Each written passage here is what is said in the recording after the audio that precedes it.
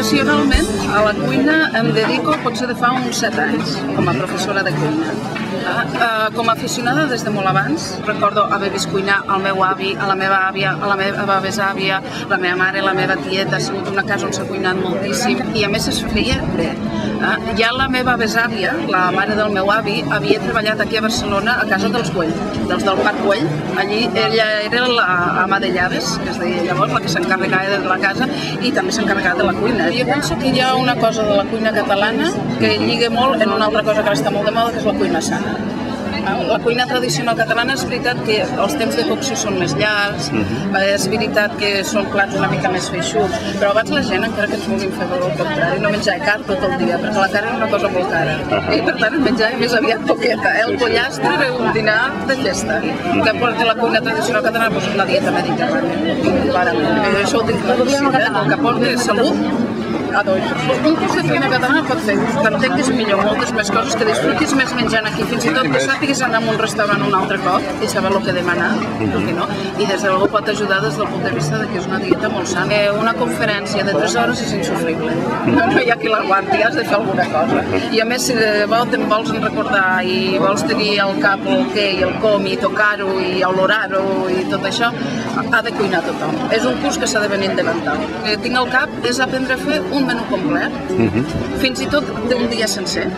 És a dir, un bon esmorzar, un dinar, per si també algun dia vols convidar algú i dir escolta, he estat a Barcelona, et vaig a fer un dinar català.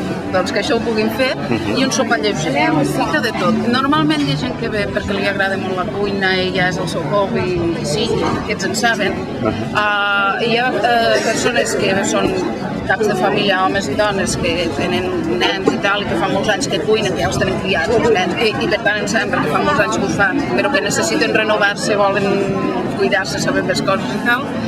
I després, la veritat, també he tingut qui no sabia ni agafar el ganivet. La típica persona que s'està separant i no li pugen els pastissos. I quan passa un temps ja s'ha separat i el pastís ja li puja, no? Perquè ja estàs fent tu mateix. Això m'ha passat. També vam tenir una vegada un noi diabètic amb un munt de problemes de salut i tal, i que llavors deia que ell s'alimentava només de croissants, bàsicament. Clar, vull dir, va sortir del curs transformat. I penso que hi ha tota una tasca a fer de recuperació de la cuina del sud, que per allà ja s'està fent, però que no ha transcendit. Sobretot la reposteria penso que és interessantíssima, tota feta amb oli d'oliva, saníssima, mel, sense sucre, molta...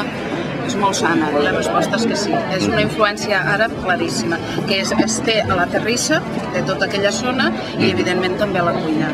I especialment els postres es nota molt. Són antiquíssims i són clarament àrabs. I sí, hi ha molta gent que diu jo els calçots no els puc menjar segur. Doncs jo sí. Jo sé que menjar qualsevol cosa. Em poso bé, em relaxo i és el meu moment de plaer.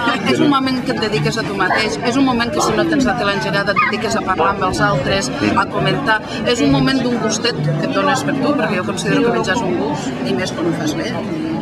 Per tant, jo penso que s'ha de cuinar bé cada dia, tots els dies s'ha de ser, no dic menjar de festa, però sí ben fet. La idea és que és tota una actitud, no és només una recepta de cuina, és molt més. Comença des del moment que et planteges que el menjar és un moment que dediques per tu, per tu i la teva família, per tu i els teus amics, i dedicant-li un temps. És un temps que dediques i que està bé. Ara que hi ha tants problemes amb el temps i com no ho invertim i tal, doncs si això serveix per fer una aturada amb les presses del dia, és la idea.